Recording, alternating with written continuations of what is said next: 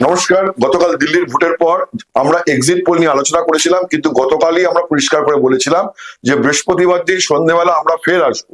কেন আসবো? তার কারণ হচ্ছে দুটো মেজর সংস্থা তারা তাদের এক্সিট পোলের ফলাফল গতকাল প্রকাশ করেনি, বরং তারা সময় চেয়েছিলেন। টুডেস চাণক্য এবং অ্যাক্সিস মাই ইন্ডিয়া আজকে সন্ধ্যেবেলা তাদের ফলাফল প্রকাশ হয়েছে, আমাদের হাতে তাদের ফলাফল এসেছে।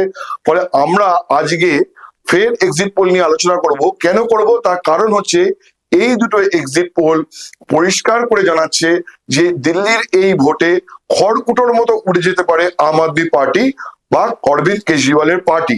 This is very interesting. তার কারণ হচ্ছে যে একটানা 2013 সালের পর থেকে অরবিন্দ কেজরিওয়াল আম আদমি পার্টি দিল্লিতে ক্ষমতায় রয়েছে এবং ক্রমশ তারা শক্তি বৃদ্ধি করে একটা জাতীয় পার্টিতে পরিণত হয়েছে। পাঞ্জাবে তারা ক্ষমতায় রয়েছে, গুজরাটে তারা ভোট শতাংশ বাড়িয়েছে, গোয়াতে ভোট শতাংশ বাড়িয়েছে, হরিয়ানায় ভোট আছে, হিমাচল প্রদেশে ভোট আছে, তারা এখন জাতীয় পার্টি। সুতরাং তাদের যে ফলাফল, তাদের যে কি ভবিষ্যৎ হতে চলেছে তার একটা ইঙ্গিত আমরা এই এক্সিট পোল থেকে পেতে পারি। সেই কারণে এবং কেন আমরা আজকে ফের আলোচনা করছি তার কারণ হচ্ছে আমি বারবার বলেছি যে দুটো সংস্থা টুডেস চাণক্য এবং অ্যাক্সিস মাই ইন্ডিয়া তারা এক্সিট পোলের ক্ষেত্রে একটা ধারাবাহিকতা রক্ষা করেছে। কোনো জায়গায় তাদের ভুল হয়েছে, কিন্তু 90% জায়গায় তারা ঠিক। তো আমরা আজকে এই দুটো এক্সিট পোলের ফলাফল নিয়ে আলোচনা করব। আমার সঙ্গে রয়েছে আমাদের সাংবাদিক প্রীতি।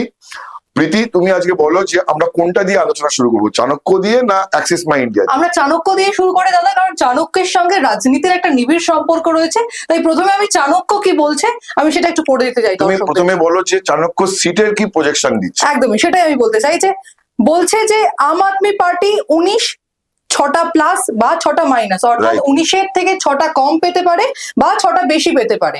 বিজেপি নজিরবিহীন ভাবে 51টা সিট বলা হচ্ছে এবং সেক্ষেত্রেও 6টা প্লাস কিংবা মাইনাস, এবং আদার্স 0 দেওয়া হয়েছে, 3টে প্লাস কিংবা মাইনাস।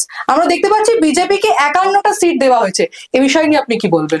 দেখো, দিল্লি বিধানসভায় 70টা আসন রয়েছে। ঠিক, এই 70টা আসনের মধ্যে 2015 সালের ভোটে অরবিন্দ কেজরিওয়ালের পার্টি আম আদমি পার্টি জিতেছিল 67টি আসনে, বিজেপি মাত্র 3টি সিট পায়, কংগ্রেস 0। 2020 সালের ভোটে আম আদমি পার্টি পেয়েছিল 62খানা আসন, 70টা আসনের মধ্যে 62টাই জিতেছিল আম আদমি পার্টি, 8টা পেয়েছিল বিজেপি, কংগ্রেস 0।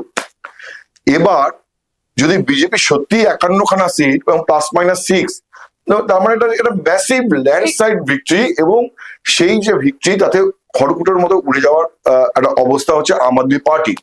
এবং সেখানে কংগ্রেসও এবারে নিশ্চয়ই চাণক্য বলছে যে কংগ্রেস এবারও হয়তো খাতা খুলতে পারবে না, কংগ্রেস এবারও শূন্য। কিন্তু এই যে আলোচনা, এই আলোচনাটা তুমি যেভাবে শুরু করেছো সিট প্রজেকশন দিয়ে, সেখানে পার্সেন্টেজ অফ ভোটটা খুব ইম্পর্টেন্ট। একদম, তুমি পার্সেন্টেজ অফ ভোটটা বলো যে কে কোন পার্সেন্ট ভোট পেতে পারে। তার কারণ মনে রাখতে হবে, গত ভোটে মানে 2020 সালের বিধানসভা নির্বাচনে দিল্লিতে আম আদমি পার্টি পেয়েছিল 54% ভোট, 54%, আর কংগ্রেস পেয়েছিল 4.5 বা 6% ভোট, বিজেপি পেয়েছিল 38% ভোট। এবার তুমি বলো যে এবারে ভোট শেয়ার কি বলছে? একদমই, গত ভোটে প্রায় 15% ডিফারেন্সিয়েট ছিল আম আদমি পার্টি এবং বিজেপির। সেক্ষেত্রে টুডেস চাণক্য যেটা বলছে, আম আদমি পার্টি 41% ভোট পেতে পারে, সেখান থেকে +3, অর্থাৎ 3% বেশি হতে পারে, 3% কম হতে পারে।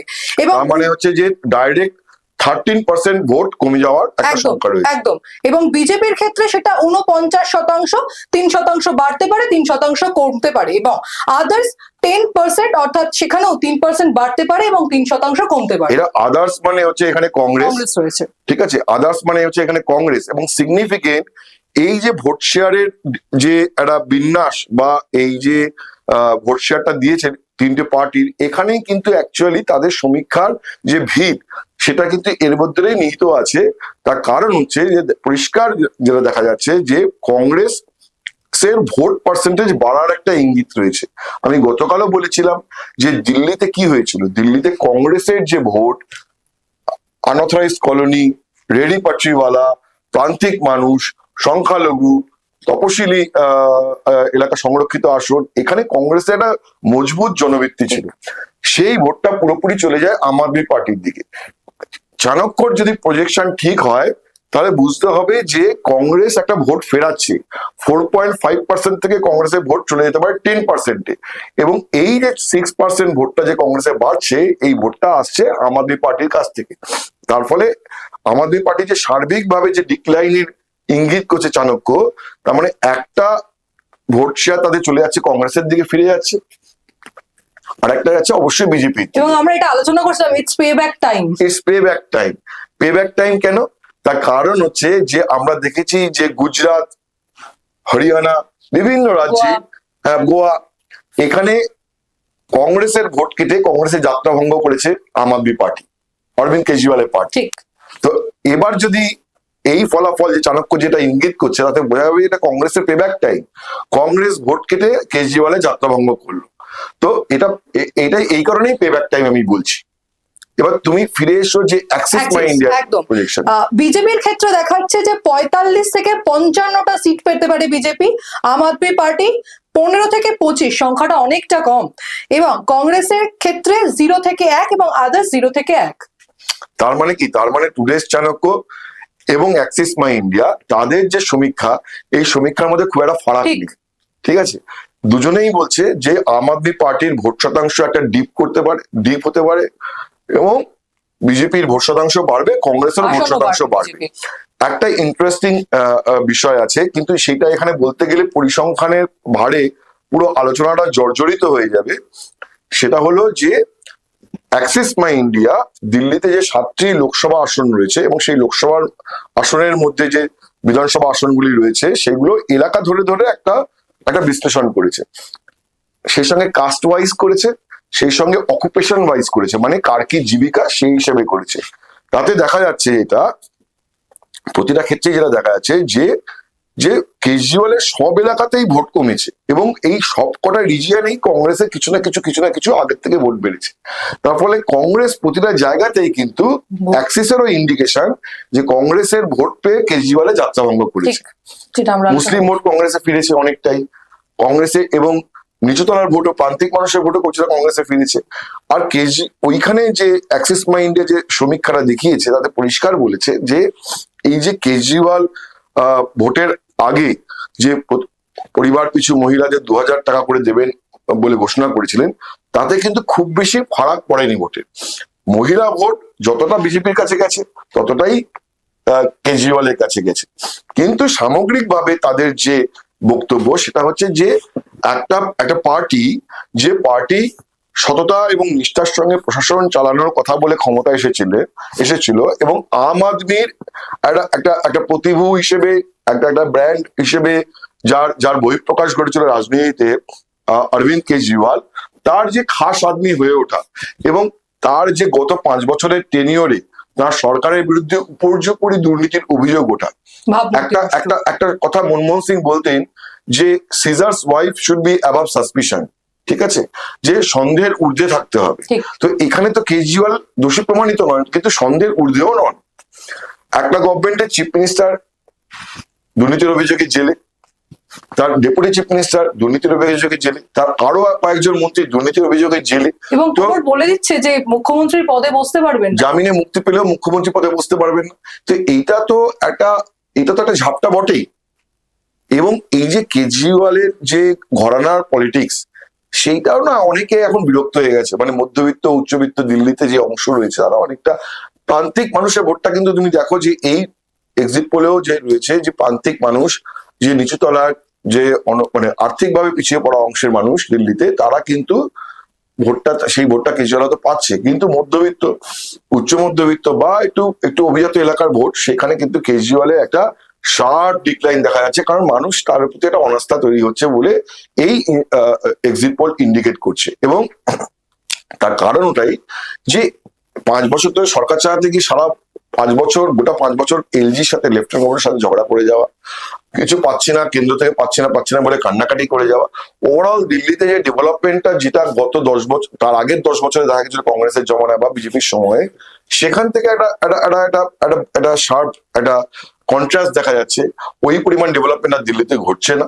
তো এই সব কারণে কিন্তু মানুষ একটু বিরক্ত। তার সঙ্গে দুর্নীতির অভিযোগটা রয়েছেই, এবং বিজেপি যেটা খুব চতুরভাবে ক্যাম্পেইন করেছে যে এবারে কিন্তু মানে বিজেপি ঝাঁপিয়ে পড়েছে সর্বশক্তি দিয়ে, এবং আরএসএস পাড়ায় পাড়ায় চলে গিয়েছে প্রচারের জন্য, এবং সেখানে দিল্লি বিজেপি মানুষের কাছে দরজায় দরজায় পৌঁছে বিজেপি একটাই বোঝাতে চেয়েছে কথা, যে মানুষটা আম আদমির কথা বলে ক্ষমতা এসেছিলেন তিনি কিন্তু আর আম আদমি নন।